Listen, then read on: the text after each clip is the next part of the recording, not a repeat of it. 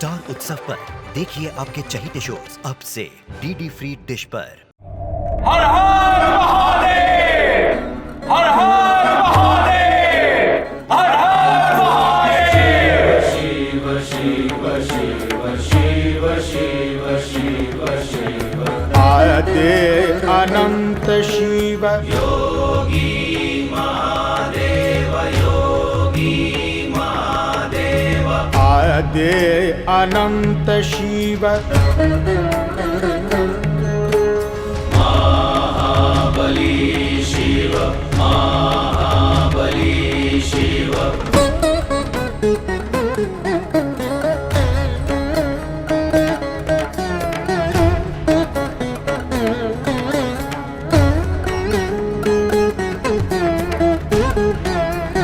अब हमें आज्ञा दीजिए प्रभु।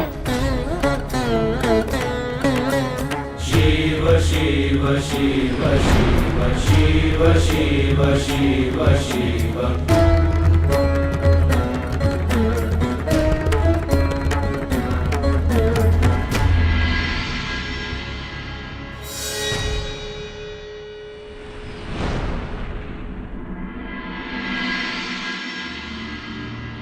पार्वती, एक गृहस्थ दायित्व में सबसे श्रेष्ठ स्थान वंश को आगे बढ़ाने का होता है। अब हमें भी अपने पुत्र के जन्म हेतु तत्पर रहना होगा।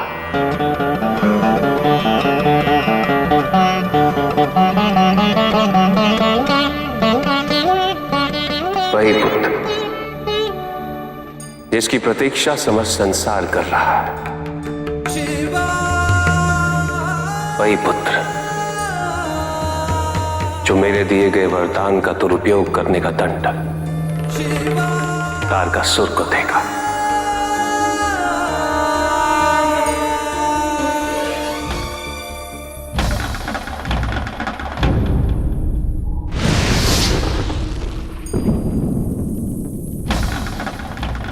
मेरी इस दुर्दशा के लिए तुम भी कलंकित हो पार्वती। तुमने मुझे मां बनने के सुख से वंचित किया है। इस अभाग्य को तुम्हें भी भोगना पड़ेगा। मैं तुम्हें श्राप देती हूँ कि तुम संतान सुख कभी नहीं भोग पाओगे, कभी नहीं।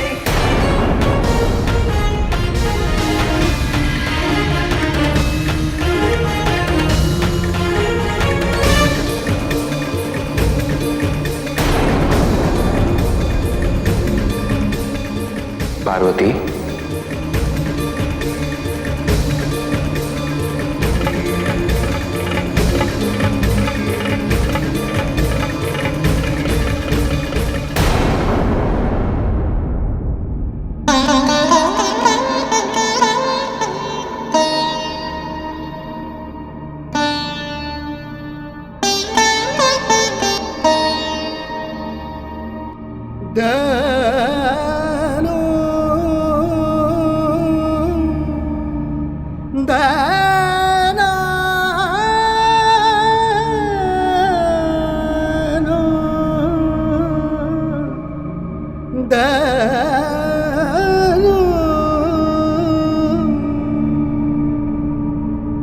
हमें क्षमा कर दीजिए स्वामी।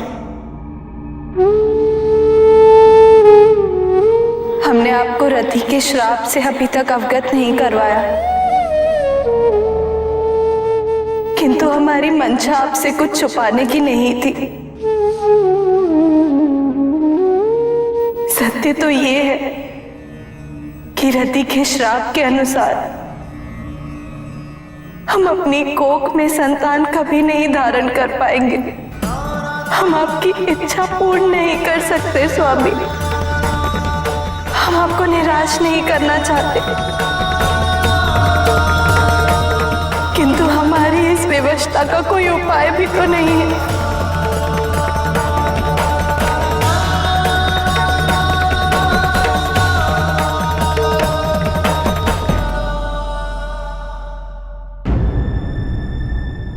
इतने दिनों तक पार्वती यहां रहकर चली गई,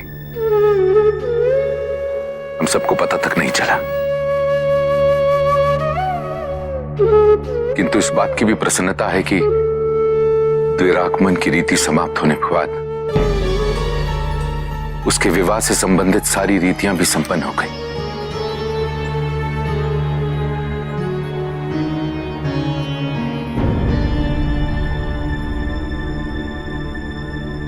महारानी,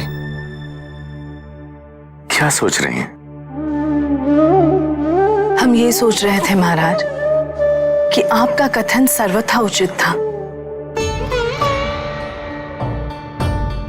हमें अपने विचार और जीवन पद्धति से पार्वती के दाम्पत्य जीवन में हस्तक्षेप नहीं करना चाहिए।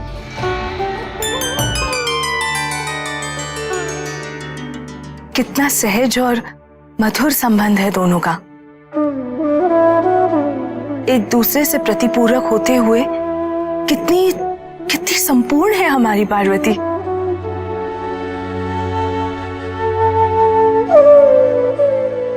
अभाव है तो केवल एक पौत्र सुख का।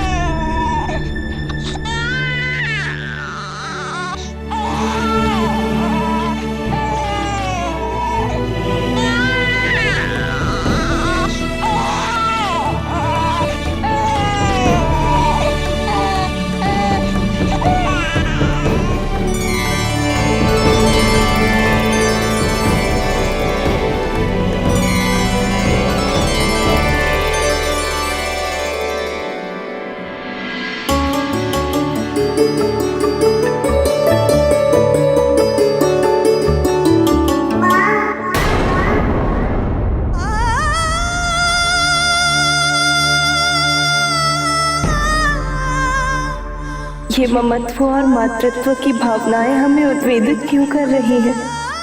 जब ये सत्य है कि हम कभी संतान को जन्म नहीं दे सकते, तो फिर ऐसे स्वप्न का क्या अर्थ है?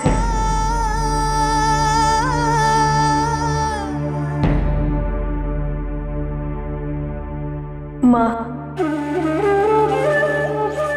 कितना मधुर स्वर था।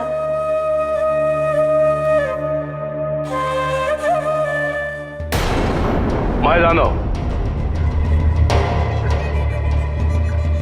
असुरों के साम्राज्य में आपका स्वागत है। आपने अपनी विशिष्ट सर्जन शक्ति से हम असुरों के लिए बहुत से भव्य नगरों का निर्माण किया। आप देवताओं के भी अति प्रिय हैं। आज जो कार्य हम आपको सौंपना चाहते हैं, उसकी विशिष्टता आपके व्यक्तित्व को और भी विशिष्ट बना देगी और अनंत काल तक हम असुरों और राक्षस वंश में आप पूजनीय होंगे। आपके निमंत्रण हेतु मैं आपका आभारी हूं असुरराज तारकासुर। मैं ये जानने के लिए उत्सुक हूं कि कौन सा वो विशिष्ट कार्य है जो आप मुझसे करवाना चाहते हैं।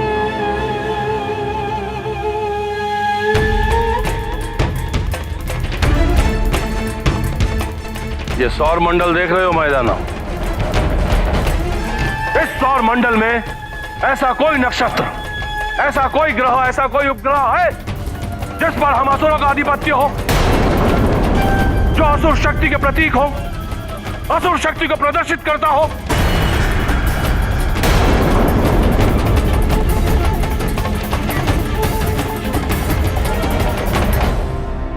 नहीं है,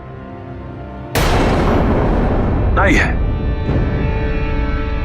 परंतु अब होगा।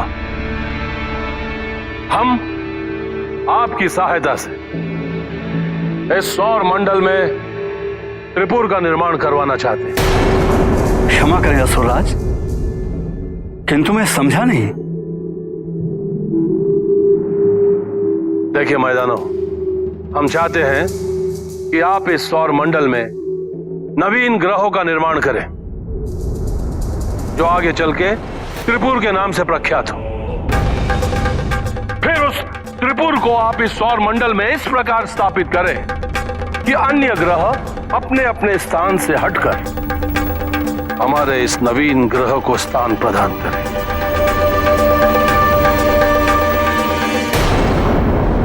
संपूर्ण ग्रह अपनी दिशा परिवर्तित कर दें और देवताओं के आधिपत्य का अंत हो। उचित है असुरराज, किंतु ये कार्य कठिन भी है और विध्वंसकारी भी। सृष्टि की गति में लेश मात्र हस्तक्षेप से प्रलय और घनघोर आपदा की स्थिति उत्पन्न हो सकती है।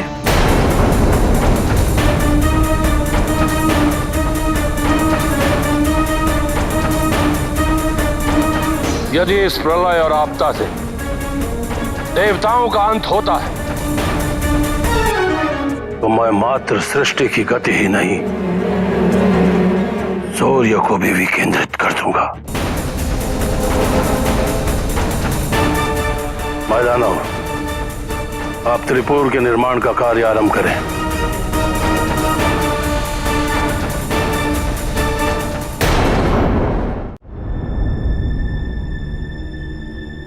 मैं तुम्हें श्राप देती हूँ कि तुम संतान सुख कभी नहीं भोग पाओगे, कभी नहीं।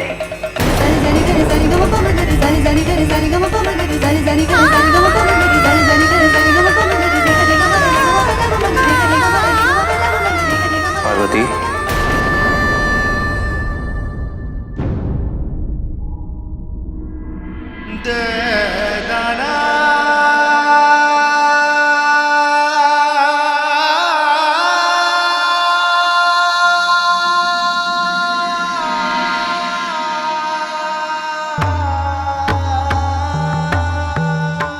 हमें क्षमा कर दीजिए स्वामी, हम आपकी इच्छा की पूर्ति नहीं कर सकते। पति के द्वारा दिए हुए श्राप के कारण हम मातृत्व के सुख से सदैव वंचित रहेंगे। हम आपके पुत्र को अपने कोख में धारण नहीं कर सकते स्वामी।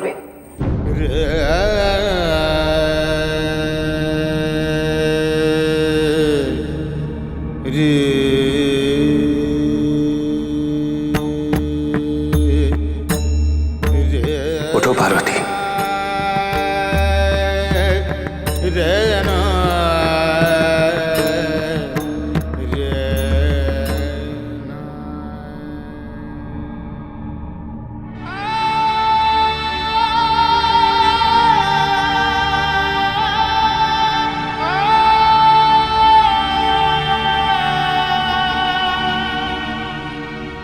मेरा कथन ध्यान से सुनो पार्वती। पुरुष और प्रकृति का मिलन शारीरिक हो यह आवश्यक नहीं।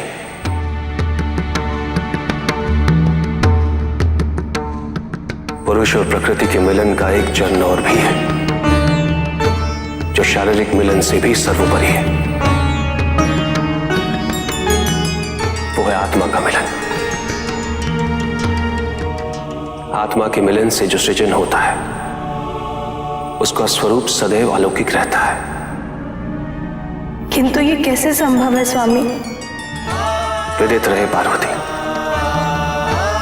प्रत्येक घटनाक्रम में भविष्य अथवा सृष्टि का एक वृहत कार्य निहित रहता है। पुरुष और प्रकृति का मिलन सदैव ही महान कल्याण एवं विस्तृत संपूर्णता हेतु निर्धारित है। देवी रति का श्राप इस घटनाक्रम में पूर्ण विराम नहीं, मात्र एक अल्प विराम है।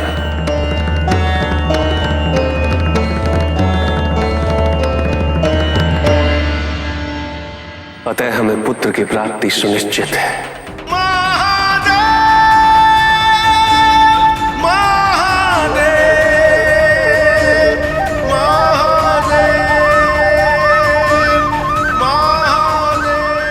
से तो जन्म नहीं लेगा पार्वती,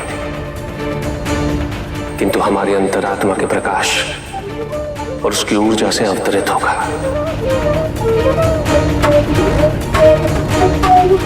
प्राकृतिक रूप से उत्पन्न होगा वो। अब तुम अपनी व्यथा और ग्लानि के पश्चाताप को त्याग दो।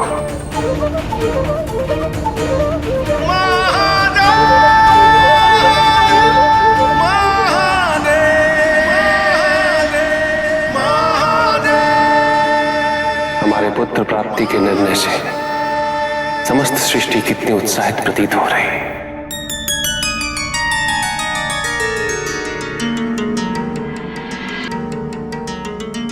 हम कुछ पल आपके समीप एकांत में व्यतीत करना चाहते हैं।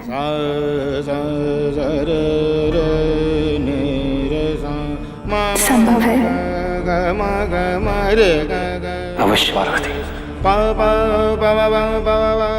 कहाँ जाना चाहती हो? जिस प्रकार का एकांत हम चाहते हैं वो केवल अमरनाथ की गुफाओं में ही संभव है।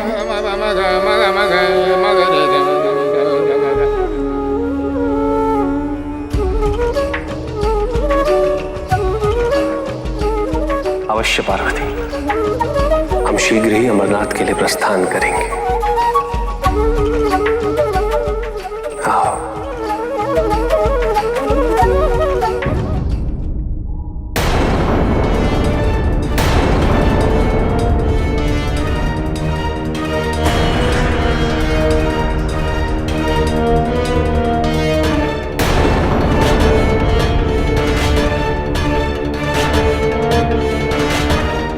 ये देखिए असुरराज, आपकी इच्छा पूर्ति हेतु जिस त्रिपुर की मैं रचना करने जा रहा हूं, यह है उसका प्रतिरूप।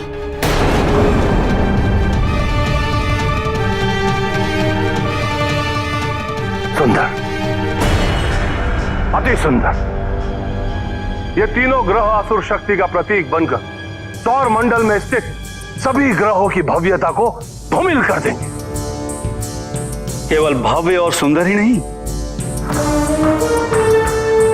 ये तीनों हर प्रकार से अभेद्य होंगे। समस्त ब्रह्मांड में इनसे सुरक्षित स्थान और कोई नहीं होगा। किंतु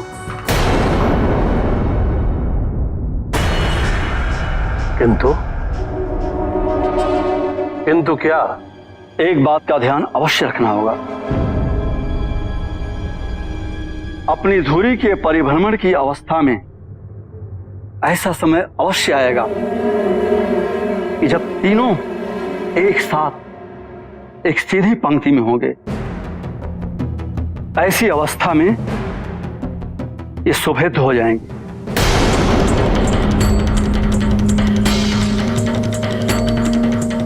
उस समय अगर इन पर किसी ने आघात किया तो इन तीनों का एक साथ विनाश हो जाएगा।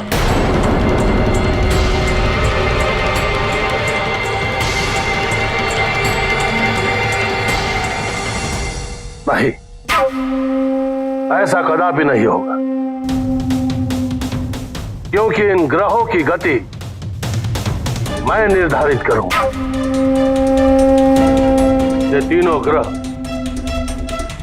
एक पंक्ति में आएंगे अवश्य, परंतु इतने कम समय के लिए कि किसी को भी इसे पंक्तिवत देखना असंभव हो जाएगा।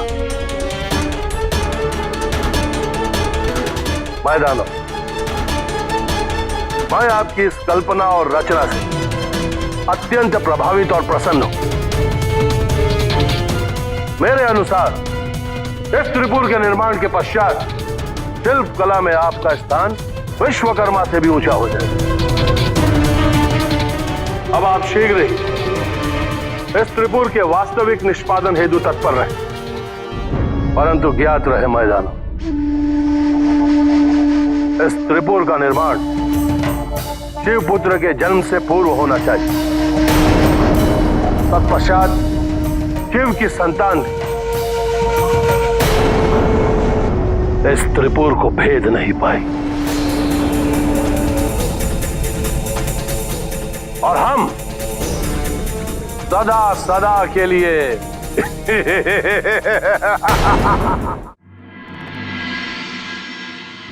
आप कैलाश और हमारी चिंता न करें माता, आप पूर्णतः निश्चिंत रहें। हमने आपके द्वारा शिक्षित हर एक कथन को विदित किया है। हम आपकी अनुपस्थिति में उसका अनुसरण करेंगे माता।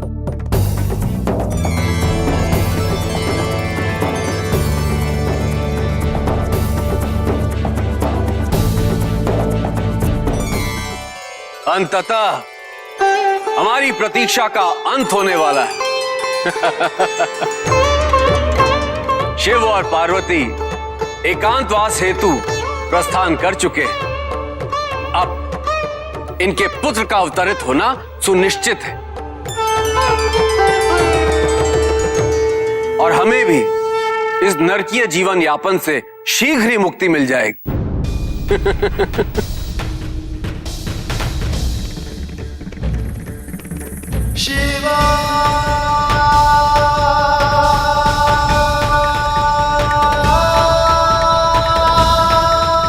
किंतु हमारे इस उत्साह की सूचना चक्री जैसे असुरों के गुप्तचरों को प्राप्त हो गई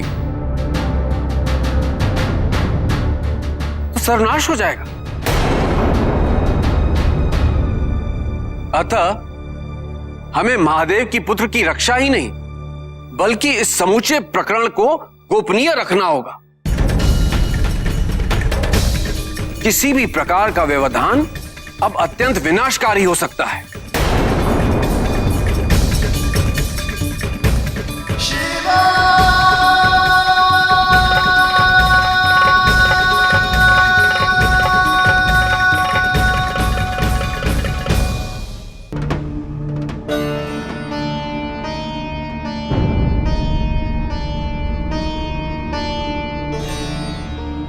अब मुझे इन तत्वों और अलंकरण को त्यागना होगा।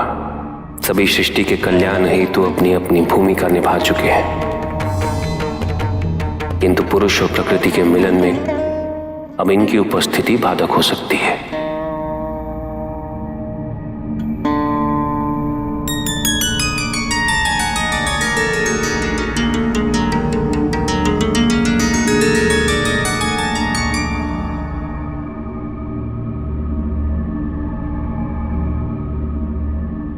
एक वृहद कार्य हेतु मुझे सब कुछ त्यागना पड़ रहा है नंद, क्योंकि इस संसार में तुम मेरे सबसे प्रिय हो। सर्वप्रथम मैं तुम्हें ही त्याग रहा हूं। तुम मेरी भावनाओं को समझते हो। अब तुम यही स्थान पर विश्राम करो। प्रभु, आपकी आज्ञा शिरोधारी है।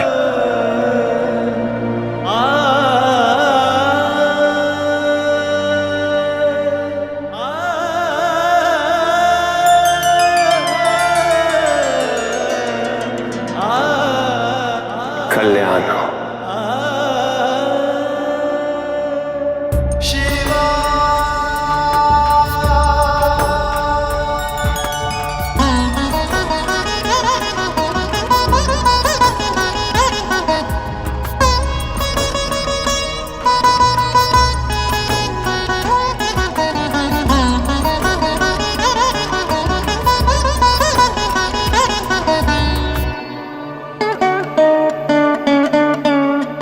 महादेव और पार्वती की इस अमरनाथ यात्रा के मध्य महादेव ने जिस स्थान पर नंदी का त्याग किया वह स्थान बैलग्राम के नाम से जाना गया, जो आगे चलकर पहलगाम के नाम से प्रसिद्ध हुआ।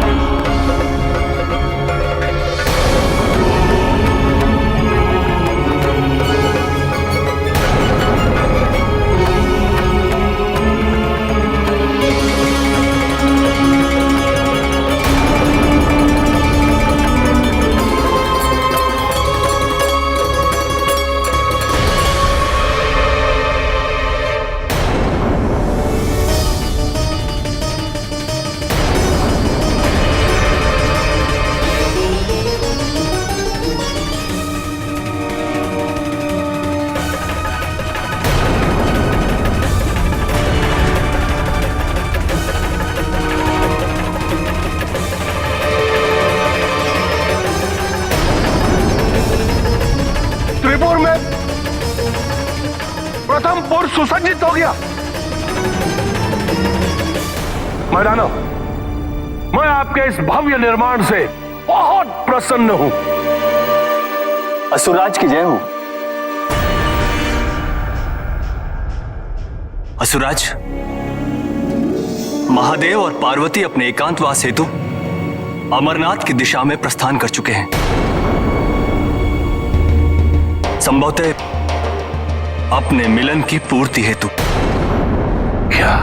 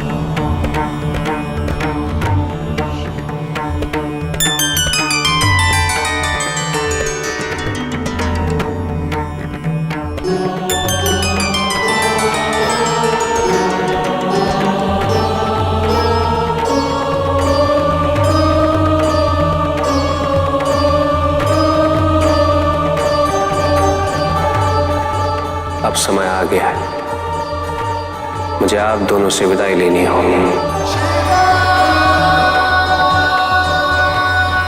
मेरे पुनः लौटने तक आप दोनों मेरे इसी प्रतिरूप पर विश्राम करें। जैसी आपकी आज्ञा प्रभु।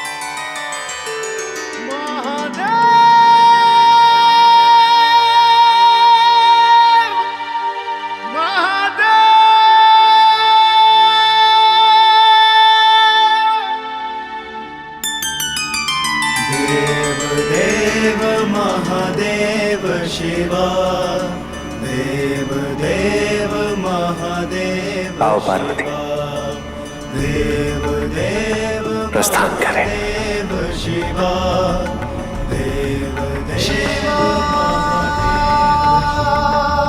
जिस स्थान पर महादेव ने नागदेव और चंद्रमा का त्याग किया, वह स्थल शेषनाग झील के नाम से प्रसिद्ध हुआ, जो आज भी अमरनाथ यात्रा के मार्ग में स्थित है। गुरुदेव, यह सूचना तो अत्यंत विचलित करने वाली है। आपका क्या विचार है? क्या क्या ये सत्य है? पूर्णतः सत्य है तारकासुर,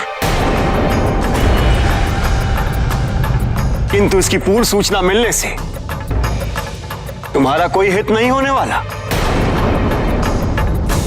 गुरुदेव, मैं अपना हित स्वयं करूं। पुत्रों, शीघ्र प्रस्थान करो।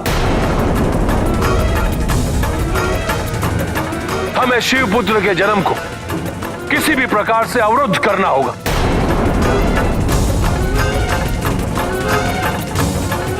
यदि इसके लिए उसका संहार भी करना पड़े तो उसके हेतु भी अडिग रहो। नहीं, हम ऐसा नहीं करेंगे। नवजात शिशु की हत्या करना सबसे बड़ा अधर्म है।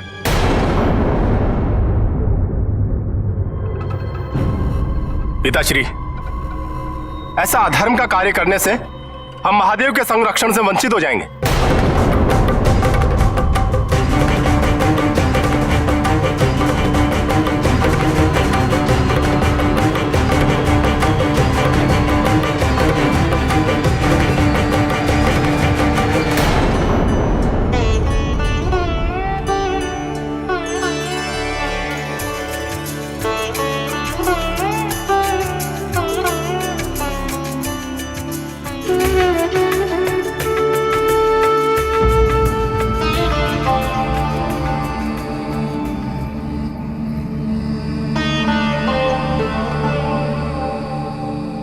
क्या कारण है स्वामी कि आपने अपनी हर प्रिय वस्तु और परिजनों का त्याग कर दिया है?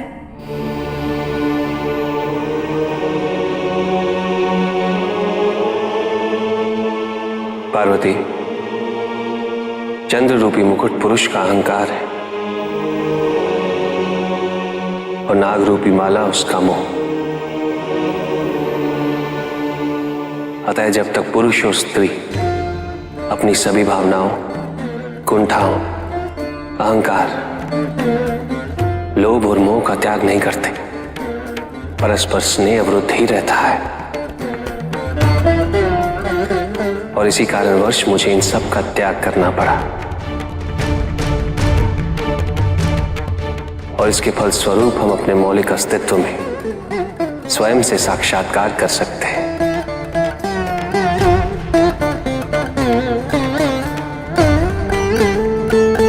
अब हमारा मिलन होने वाला है पार्वती। प्रेम की पराकाष्ठा के मार्ग में पुरुष और प्रकृति एक होने को तत्पर है।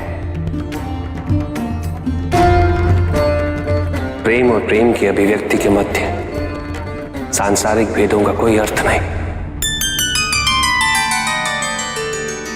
किंतु स्वामी, आपने हमारी बहन गंगा को अपनी जटाओं में धारण किया हुआ है। क्या उनका त्याग अनिवार्य नहीं है? अवश्य है।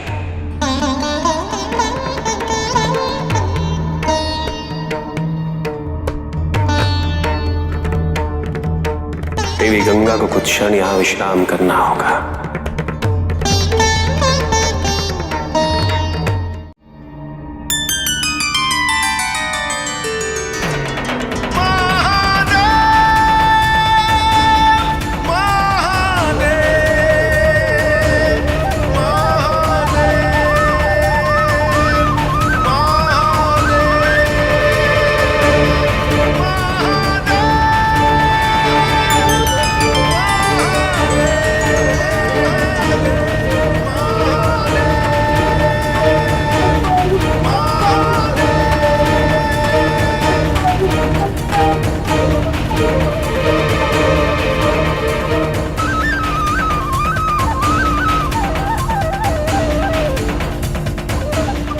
आपके वापस आने तक मैं इस स्थान पर आपकी प्रतीक्षा करूंगी।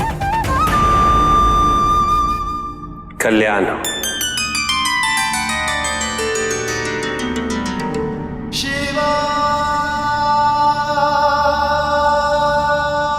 और अंत में महादेव द्वारा गंगा को त्याग करने वाला स्थान आज भी पंचकर्णी सरोवर के नाम से जाना जाता है।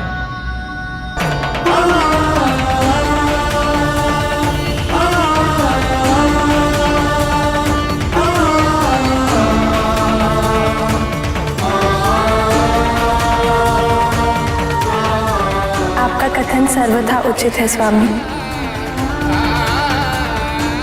पुरुष और प्रकृति का मिलन नैसर्गिक अवस्था में ही होना चाहिए।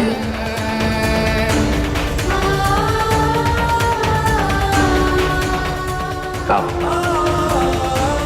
प्रस्थान करें।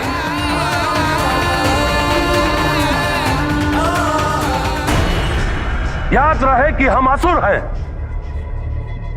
असुर, और असुरों का धर्म अपनी इच्छा से जीवन यापन करना होता है।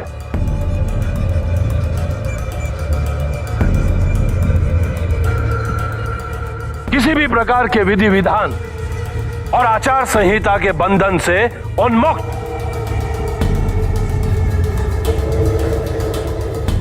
हम असुरों को अपने प्रत्येक कार्य किसी भी मार्ग से निष्पादन करने का पूर्ण अधिकार है। ये विधि विधान, धर्म अधर्म का विवाद, देवताओं द्वारा रचित शोषण करने की नीति है। बस केवल शोषण करने की नीति।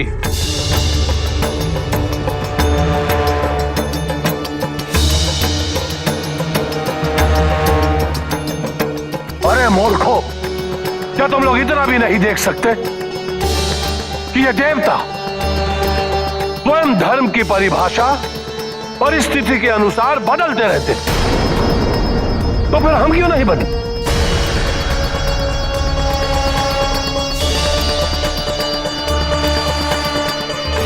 तुम तीनों यदि अब भी अपने अपने निर्णय पर अटल हो तो रहो।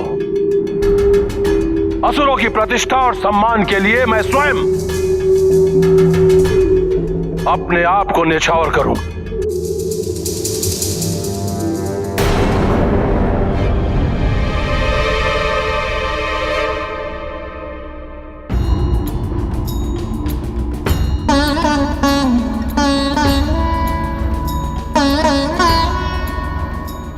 आपने हमें कोप की अनिवार्यता के बिना पुत्र प्राप्ति का वरदान तो दे दिया, किंतु ये कैसे संभव है?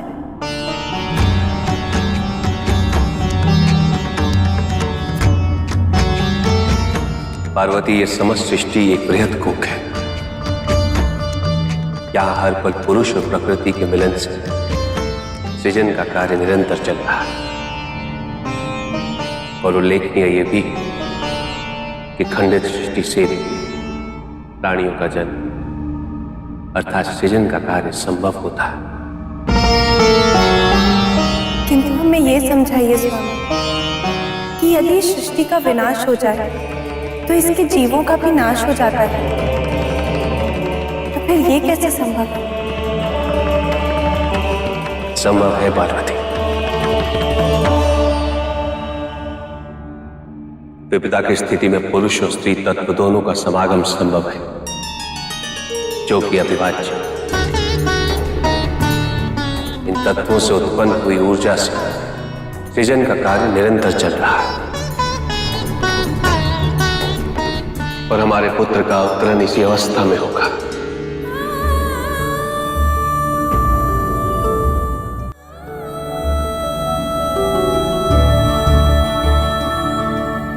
किंतु स्वामी, ये तो एक तांत्रिक क्रिया हुई, इसमें प्रेम का आदान प्रदान कहाँ? नहीं पार्वती, प्रेम इन सभी क्रियाओं का आधारभूत है और प्रेम के अभाव में पुरुष और स्त्री तत्व दोनों का समागम असंभव है। इस समस्त सृष्टि पर तुम आज जो भी घटित होता देख रही हो, उसके कण कण में प्रेम निहित है। इस सृष्टि की परिकल्पना और स्थायित्व का मूल सिद्धांत प्रेम ही तो है और हमारे पुत्र का जन्म भी प्रेम के आधार पर होगा और यह समस्त सृष्टि कोक की भूमिका निभाएगी।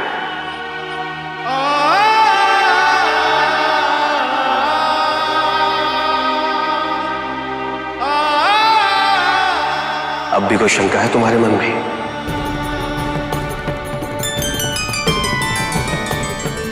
हाँ,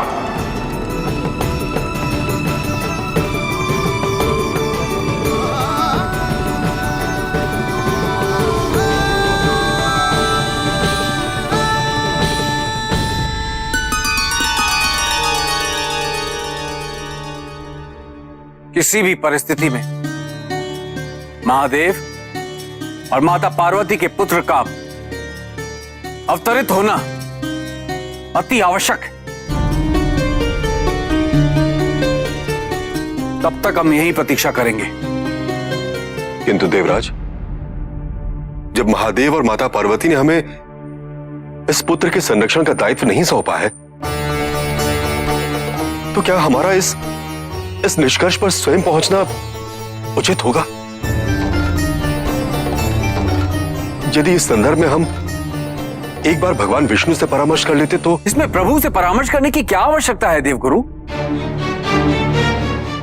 सब कुछ योजना अनुसार ही तो हो रहा है।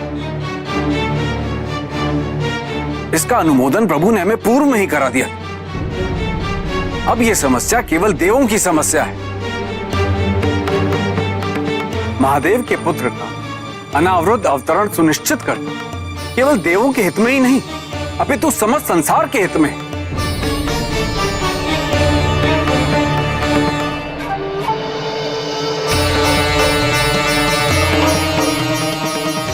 अग्निदेव, महादेव के पुत्र का आविर्भाव ऊर्जा के रूप में होगा।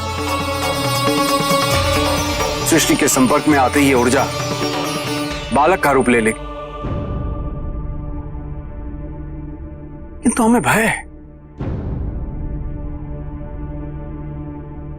यदि इसकी सूचना असुरों को हो गई और इस ऊर्जा का उन्होंने अभिग्रहण कर लिया तो अनर्थ हो जाएगा।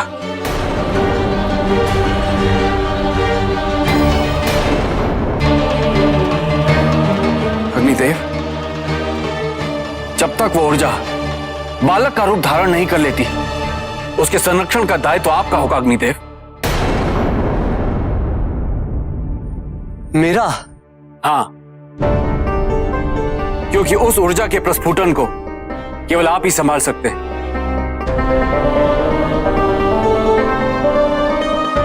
क्योंकि आप स्वयं ऊर्जा के महास्त्रोत हैं।